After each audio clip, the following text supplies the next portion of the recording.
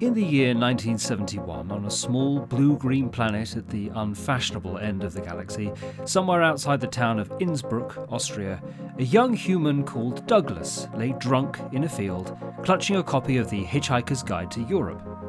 And as he gazed up, bleary-eyed at the stars, he thought to himself what a jolly good idea it would be for someone to write a Hitchhiker's Guide to the Galaxy as well. Or at least, that's how the story goes. But even Douglas Adams couldn't really remember that ever happening. It was just one of those stories that became true through the repeating. One of many stories about this larger-than-life man who seemed to cram so much into his 49 years before being taken from us too soon. The Hitchhiker's Guide to the Galaxy did become a book, of course, but also saw life in multiple formats, including a radio series, TV series, film, comic book, LP, stage show, and computer game. And because we can no longer speak with Douglas about his famous creation, to mark the 42nd anniversary of the book's publication, we have spoken to those around him to try and tell the story about the idea that changed his life and enriched those of so many people around this small green-blue planet we call home. This is how we made The Hitchhiker's Guide to the Galaxy. To begin this episode, I spoke with TV and radio producer and writer John Lloyd, who was a close friend and collaborator of Douglas's and remembers the day they first met. I think I first met Douglas at a party in his rooms in St John's, Cambridge, which is the next door college to mine. I was at Trinity. And Douglas, all his life, was famous for giving the best parties.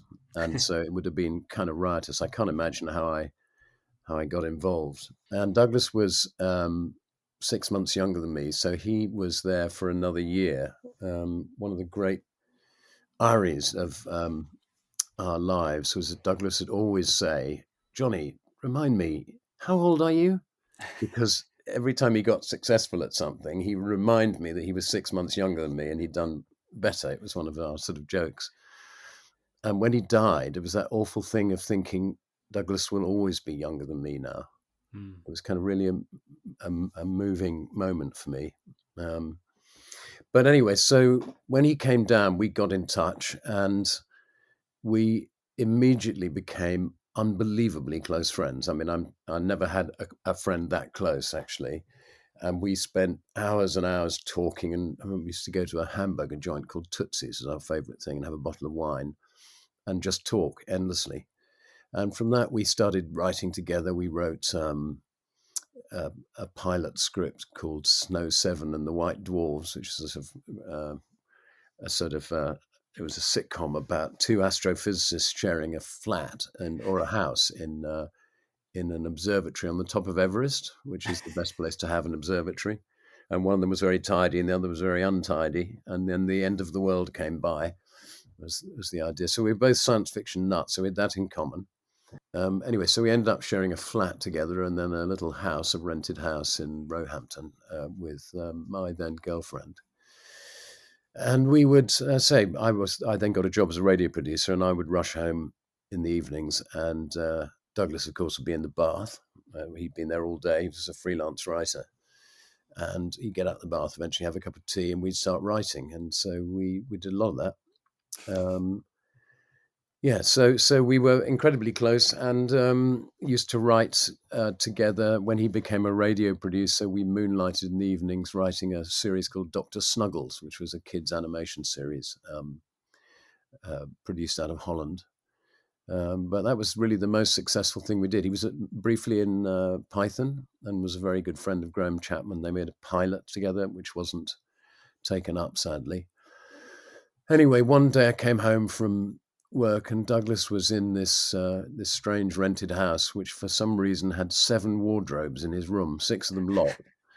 And he was sitting on his bed very close to tears saying, "Johnny, I think I've got to quit. I'm not cutting it as a writer." That was at the weekend. And the very next week he got commissioned to do the pilot of Hitchiker. And obviously the rest is history. Isn't it weird how often people are right at the very edge of something, giving it all up, and then suddenly that's when the thing happens that changes their life? That's so true, Will. The thing that really matters in life is persistence and determination. It's much more important than talent. Of course, you've got to have some. But most people give up much too soon. That's what I would say to anybody is don't ever, ever give up. Churchill used to say, if you're going through hell, keep going.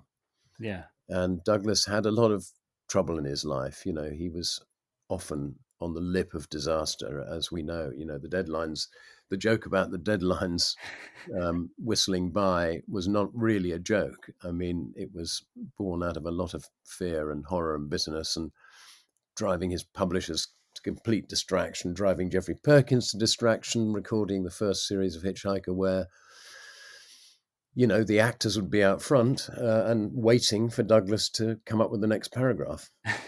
Um, so it was very tense, and he had this really tough life of sort of quite bipolar, really, so that a book would come out, or he'd have some amazing success.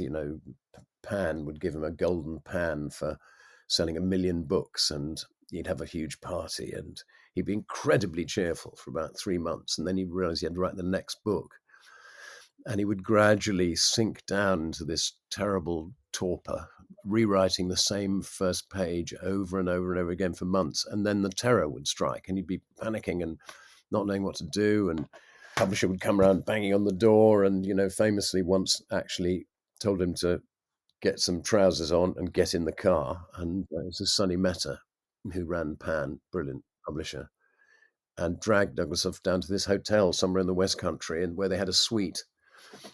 And every morning, Sonny would get up, bang on Douglas's bedroom door, and make him sit down at the table and write. That's how he finished that book. But we're getting ahead of ourselves here. Before the books, there was, of course, that radio commission. But as John describes here, the path to success was far from smooth, and also tested their personal bond.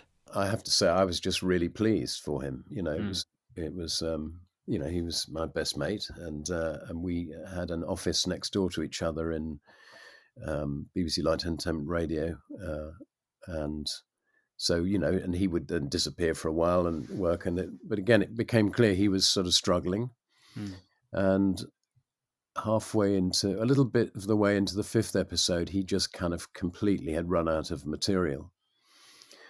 So he said, "Johnny, do you want to help me do this? Because we get on well as writers." And he said, "I'm really struggling, and if there's another series, which I'm sure there won't be, but if there is, why don't we do it together?" And I said, "Great, okay." So it had taken him 10 months to write the first 4 episodes of real pain, and we sat down. And that time, I lived in a house that had a garage that had been converted into a sort of office place, quite Spartan. And Douglas used to come around there every day, and we'd kick off. And we finished the last 2 episodes in 3 weeks, and it was really good fun. We laughed a lot, and it just seemed like a wonderful partnership. And anyway, so nothing more was thought about it until the thing was recorded, and then it went out. And Douglas breezed into the office saying, "Any reviews in the papers?" And everyone just laughed. They said, "Douglas, you're mad. This is radio. You're lucky if you get, a one-line mention in a year in the department." Anyway, we all opened the papers, and there it was, reviewed everywhere. Times, this amazing new series. It was a success immediately. Yeah. And so within, I should think, 3 episodes of the thing going out, publishers were ringing up from all over the place. I think we had 6 at one point, taking us out to lunch. And the guy we really liked was Nick Webb. And I think, was he New English Library? I can't remember what the original publisher was. Anyway, he commissioned a book, and I remember it was an advance of £3,000, which we considered just unbelievable, a huge amount of money. Yeah. We split in half, and we booked a little house, sort of a semi-detached house on the sort of wrong side of Corfu because it was cheap. And then Douglas had second thoughts, and a letter arrived literally round the party wall between his office and mine, which basically said, "I'm really sorry, but I feel that the work that I was doing on my own, although it was hard, was better, and I don't really feel, what we did together was as good. And so I think we should part company." And I was really upset. Well, I was really torn between fury and tears, because we'd worked so hard, both of us, in the last sort of 4 or 5 years to try and get a break as writers. And obviously this was it, it was a proper book, with a serious publisher and, a successful radio series. And I thought, that's it. My career's over. And so there was an awful lot of kerfuffle, and Douglas couldn't understand why I was so upset. And so then, off he went. And I was too poor, having booked the holiday, which we'd paid for. I was too poor to have another one. So I went anyway. And Douglas, sat, the great author, in his massive brimmed hat, and would write in the mornings, and then usually about 11 o'clock he was exhausted by it, so he'd come down and we'd open a bottle of wine on the taverna. So the first draft that he wrote in Corfu really didn't work at all. It was like a Kurt Vonnegut parody. And he tore it all up and started over again. And he somehow, out of all that pain and agony and terror, drew this that came from very deep within him. And as many people have pointed out, all the characters in Hitchiker are basically variants of Douglas, apart from the women, who are quite sparse and scanty as pen portraits. But Zaphod Beeblebrox, the ruler of the universe, that was Douglas, unbelievably ambitious, charismatic, sort of bonkers. And the captain of the B-Ark, always in the bath, moaning about things. Marvin is Douglas. Douglas always had a bad back, always was in pain about something. They're all aspects of himself and turned into wonderful, funny characters. Yeah. And then it's a thing to me, when I reread the books, which I sometimes dip into, they seem very of their time. They seem very 70s to me, because, of course, I was there. But that's not the way young people think of it. It's like completely authentic. It feels like he's created an entire universe that you can just, join in. And it's got that quality of all those big things, whether it's Family Guy or Game of Thrones or, The Simpsons. You can think of these places where a complete world has been invented, and it seems completely real, especially if it catches you when you're a teenager. One of those teenagers was author and artist Chris Riddell, who has provided the illustrations for the 42nd anniversary edition. I'm one of many who encountered Hitchikers as a broadcast on the radio, and had never been as entertained and delighted by a radio program as I was by Hitchikers. It was a revelation. I was a big Monty Python fan, and I loved the Monty Python films, but I hadn't really appreciated the radio in quite that way, and the way that it could be so fantastic at conveying comedy. And so I was utterly beguiled. 42 years ago, the book came out, the novelization of the radio show. But I think a couple of years before that was when the radio show aired. And I was about 16 at the time, a school kid in South London, and a ripple went through the playground. All my mates had listened to it. I was listening to it, and we were just loving it. So it became part of our sort of, discussions at break time. We would talk about, Hitchikers and Vogons and Marvin, the sort of paranoid android. All these things were sort of staple of playground chat.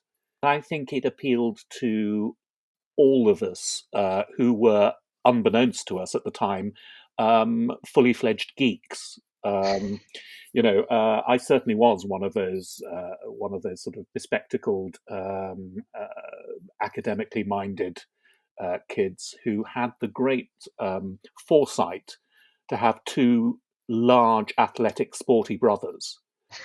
So I had this sort of aura of sort of invincibility around me as far as the school bullies were concerned, but not my mates. So the rest of the Douglas Adams Appreciation Society were susceptible to the Vogons in the playground. We return to the book now, and with the manuscript finished, it came time to publish it. And our story is taken up by Jacqueline Graham, who back in 1978 was Chief Press Officer at Pan Books and had a feeling that this book was going to be something else. Well, it's one of those funny things, and it doesn't happen terribly often. You can just sense when something's really going to take off before publication. I remember driving Sonny Messer home and saying, Hitchhikers is going to be absolutely huge. And he looked at me in amazement and said, really? And I said, really? And he said, how do you know? I said, I can just feel it. There was just something which, you just get that sense. It was just a sensation. It was published on the 12th of October. It cost 80 pence and it went straight to number 1 and it stayed there for about a year. I think the thing about these books, and every now and again you get one that they're rare. They come from nowhere, they're like nothing you've ever seen before. And I think that's the secret. These really sort of left field books that just suddenly capture people's imaginations because there's never been anything like them. Was it a smooth publication? Yes, it was, as far as I remember. Everybody that I approached for an interview, and he did a hell of a lot, everybody said yes. He was sort of on the road doing complete sort of record-breaking signing sessions at Forbidden Planet and Andromeda, going to science fiction conventions. It was. But yeah, I don't remember anything going wrong at all. It was quite hard work. He was sort of like a man-child, really. He was very good. I mean, he worked very hard, but he was also quite needy. But he loved the attention. He absolutely loved having all the attention. And when we went to Forbidden Planet, the car couldn't get through. And he said, I don't know what's going on. I think it must be a demonstration. And it was actually the queue for the signing session, which was due to last an hour and lasted about 8 hours. I think the science fiction community, which is where this sort of all started from, their fandom is unbelievable. I'd never been to a science fiction convention before. I couldn't believe it when I went to the one in Brighton. It was just extraordinary. Everyone was dressed up as Doctor Who or Princess Leia or, it was absolutely amazing. We will be meeting some of those fans a little later, but first I wanted to hear more from John and Jackie about Douglas's famed work ethic, or lack thereof. One of those people, Douglas, it's kind of like, it's, you mentioned earlier on that sometimes, you wrest success from imminent disaster, which I think was what Douglas was like, is that he couldn't work in a regular way. Somebody like me, I go to work every day and I have to meet deadlines and I don't like it, but I do it. And Douglas couldn't do that. He had to wait until the whole thing was about to collapse, when suddenly, out of nowhere, almost from the sky, would come this torrent of ideas, which he would then scribble down, As a writer, that going over and over the first paragraph or the first page for 7 or 8 months, he couldn't really hack that. I worked on all of them. I was particularly involved with the restaurant at the end of the universe, which was the one after Hitchiker. Because by that time, as they say, we were an item, and he needed somewhere to work. He said he couldn't work in the flat he shared with John Cantor. I persuaded the managing director to pay for the rent of, the temporary rent on a flat. But the flat had to be near his house because his flat, the flat he was living in, because he had to go back and get his post. There were various things it had to be. And I found one, and he went in there, and I used to go over every day after work and read what he'd written and cook him something to eat. And this went on for however many weeks it took. I would have to check. I think he was a bit like a schoolboy who had to be put in detention and have his work marked at regular intervals.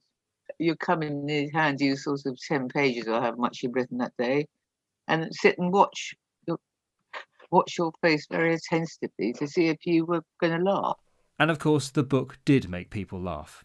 Another early fan was commercial manager at Waterstones, Peter Whitehead, who remembers Hitchikers from his time in the playground all the way through to his work as a bookseller. I probably heard it on its second broadcast. But of course, back then, it was all very sort of transient because, it was gone. It was gone into the ether, so you didn't know if it was going to be repeated again or if you ever hear it again. It's the day of kind of very ephemeral media. And then, of course, when the book appeared, that was the game changer because suddenly you had it in physical form, so it became quite real. And I think I'm trying to remember now. I probably got the book probably around about the time it first came out in Birmingham in Hudson's bookshop, and then not long after that was the double album. So this was the sort of if you managed to hear the radio show, get the book, and hear the album, that was the sort of trinity of Hitchikers. So it was. I was young, but I was probably about 10 or 11.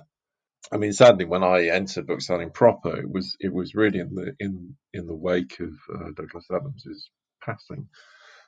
So he'd already gone at that point, but it wasn't too far after that. But then, of course, when the film was on the horizon, suddenly the interest was there again for Hitchikers, and then that kind of feeling of people wanting to discover Hitchikers. But then, because of I wouldn't say controversy surrounding the film, but because the film presented a certain version of the tale, I think there was a lot of people who were interested in what the definitive version is. And I think it's fair to say that the books are, as a bookseller, it's always been a real pleasure to be able to see audiences rediscover it. And obviously for each new generation, it's their Hitchikers, and the books probably change, I imagine, for different people as they approach them in different times, because our own technology changes.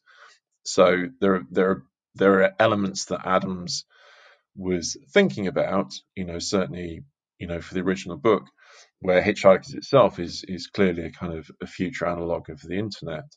But then as it goes into, there's almost certainly, I'm sure there's papers out there on the infinite improbability drive, probably. I'm sure that Adams somehow managed to stumble on, some incredible theory of how to traverse the universe just in his own humor. You get the sense that in that humor, there's kind of moments of genius that he's just kind of tapping into. There's something profound that goes on inside the books, I think. I don't think that's hyperbole to say that. And of course, it's the fans who know all about the ideas contained within these books. And Jackie mentioned the strength of that fandom. It's so strong that the mere mention that we would be doing an episode on this book led to me being contacted on Twitter by someone who then put me in touch with others around the world who share a passion for the universe Douglas created. To hear from them now, we shall adopt the movie staple of travelling by map and hitch a ride on a passing UFO. But we begin with that first contact right here in the UK. Hi, my name is David Haddock. I live near Cambridge, but I was brought up near Brentwood. Both places have a Douglas Adams connection. I'm an ex-president of ZZ9 Plural Z Alpha, the official Hitchhiker's Guide to the Galaxy Appreciation Society. I got into the books, which were in my school library. Douglas was a local guy made good, so it was interesting reading on the flyleaf about him being in Brentwood. And in the early 80s, I read the books just before I was a teenager. And they made a big impression on me. They're very funny, which endears them to people, I think. But they also make you think a lot. The way that Douglas came at things, writing himself into problems, writing himself out of problems, but being very funny at the same time. I mean, that is the thing. It is a legendary book. It is literally legendary. The stories are not true, many of them. People just take things and embellish them. My favourite one, 6 times 9 being 42 in base 13. And as Douglas said, no one makes jokes in base 13. But people believe it. The other one about 42, there's so many 42isms around. The other one is that the ASCII code 42 is an asterisk, which sort of stands for everything. Yeah, in hindsight, that sounds pretty good, but Douglas really didn't know that much about computers in 1977, and probably wouldn't have known what ASCII code was. So again, that one is it does the rounds every so often. Yeah, you just say, yeah, but it's not true. Hey, I'm Yvette Keller from Santa Barbara, California, where Douglas Adams died and Wonko the Sane lives on. I've had the opportunity to travel to many of the places from Adams's books and write about them in my book, 42 Places. It's a literary tourism guide for Douglas Adams fans, and you can find out more at 42places.com. One of my favorite quotes is from my favorite Hitchiker book, So Long and Thanks for All the Fish. It's when Wonko the Sane says, "I'm not trying to prove anything, by the way. I'm a scientist, and I know what constitutes proof. But the reason I call myself by my childhood name is to remind myself that a scientist must also be absolutely like a child. If he sees a thing, he must say that he sees it, whether it was what he thought he was going to see or not. See first, think later, then test. But always see first. Otherwise, you will only see what you were expecting." Hi, I'm Mayra from Santos, Brazil, and I run a website called Obrigado pelos Peixes, which is thanks for all the fish, who talks about Douglas Adams and pop culture in general. And what I love about Douglas Adams is that he was timeless. He had a humor, amazing humor, not just on science fiction, but everything in life. He made fun of any bureaucracy, politics, and anything that wasn't, how can I say, I think it wasn't good enough.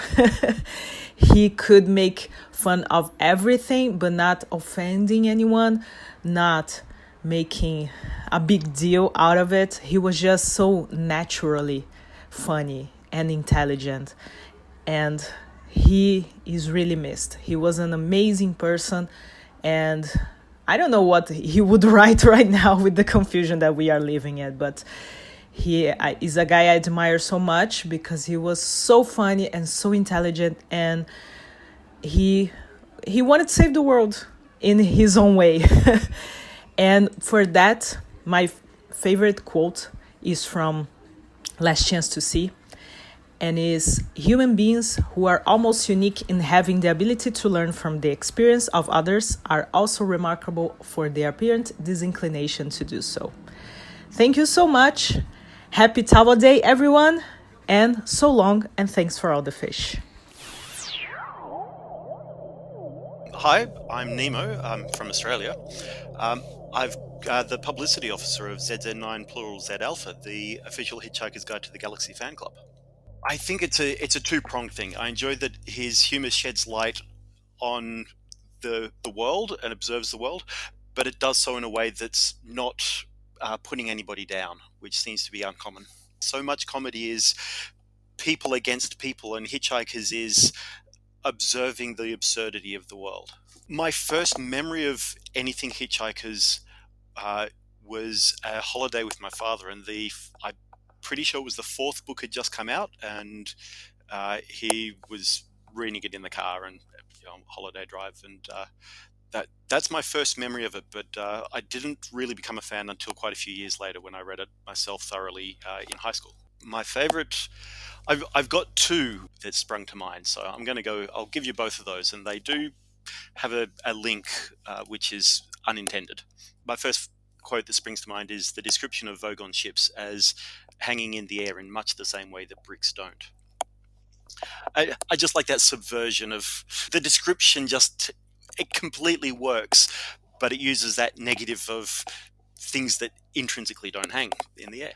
And the other one is the description of the Pan-Galactic Gargle Blaster, and as the Hitchhiker's Guide to the Galaxy itself says, it says the best drink in existence is the Pan-Galactic Gargle Blaster, the effect of which is like having your brains smashed out with a slice of lemon wrapped around a large gold brick.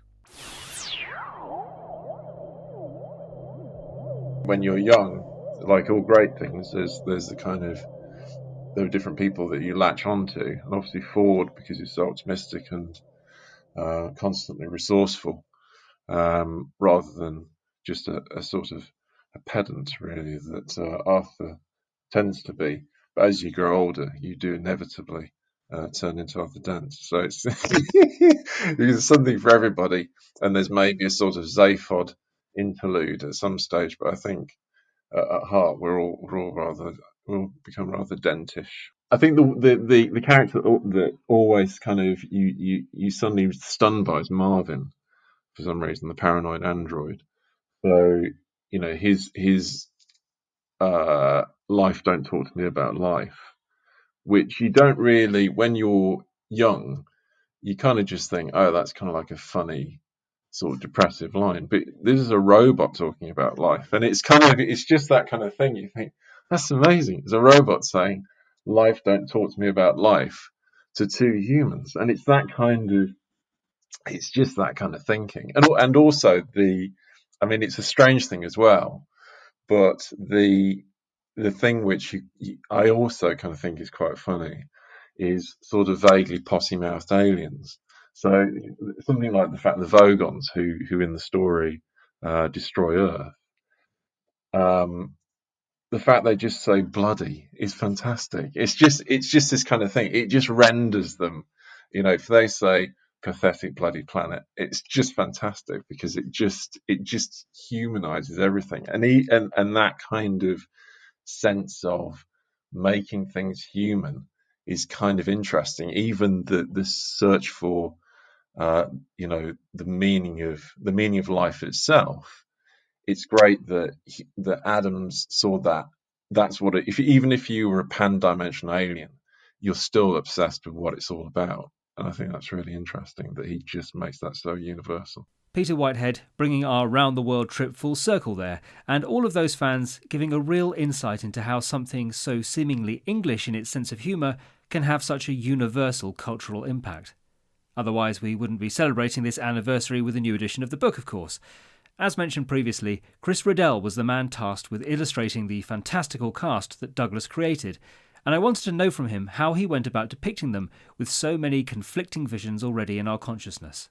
Well, I was very aware of the other iterations of Hitchikers, both the TV series, which had that fantastic sort of slightly post Doctor Who Blake Seven quality to it. You expected the scenery to wobble a bit and the prosthetics to be a little bit sort of obvious.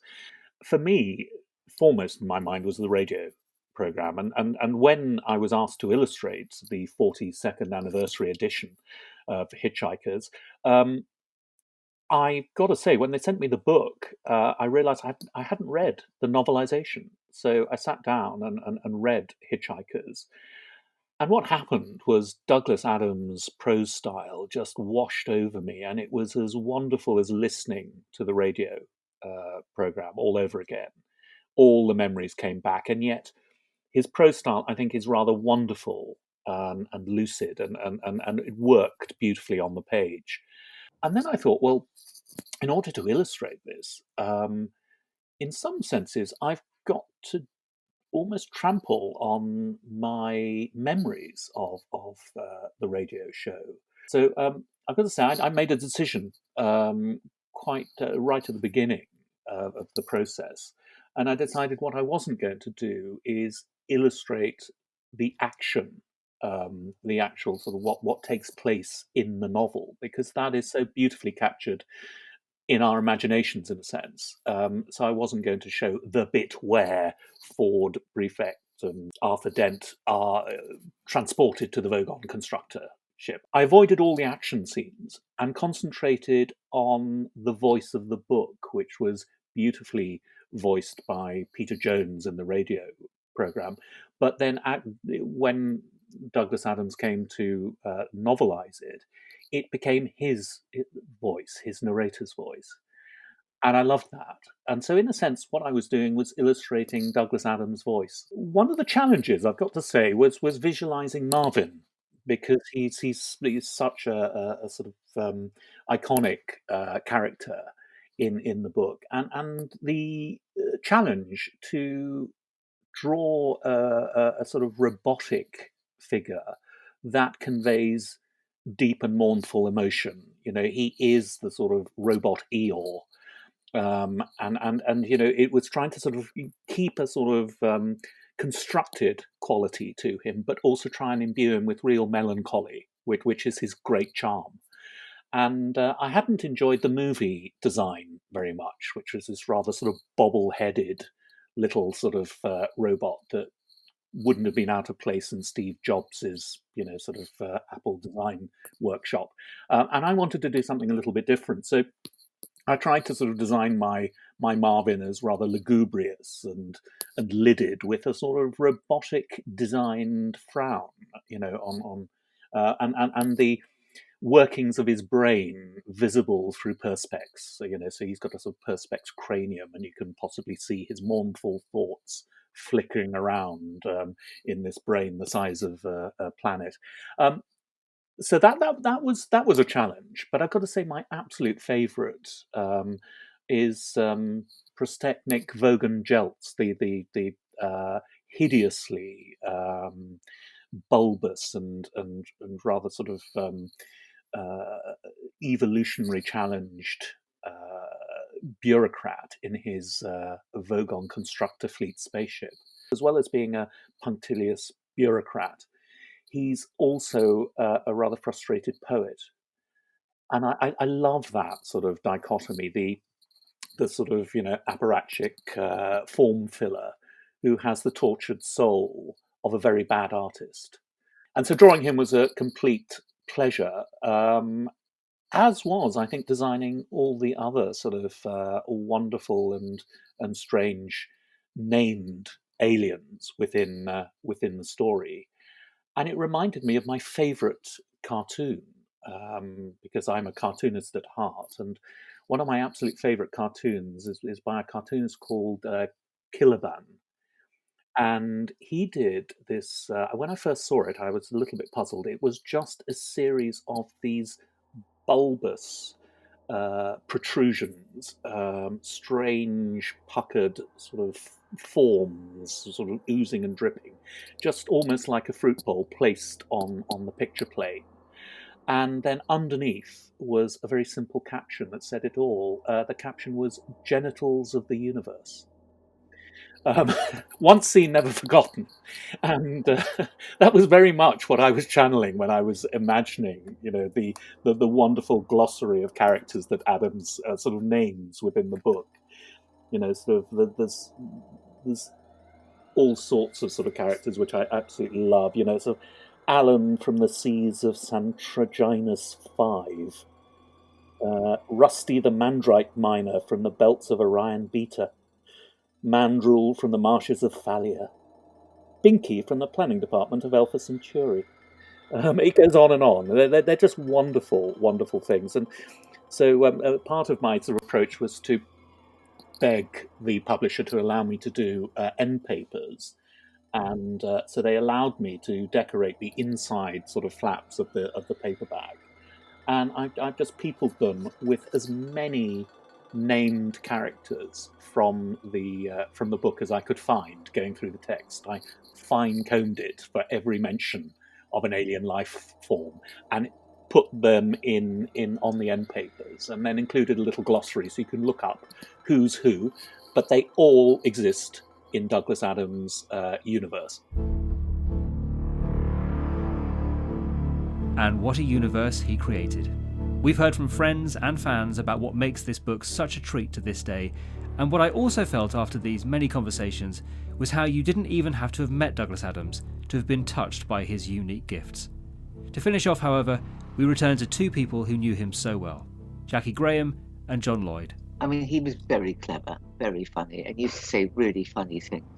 I mean, he had an amazingly sort of unusual, unique mind, and a brilliant turn of phrase, and just sort of saw things that, you know, most of us don't think about. And suddenly they are terribly funny. I mean, all credit to Douglas, you know, no question, genius, no getting away from it. And yeah, I miss him, you know.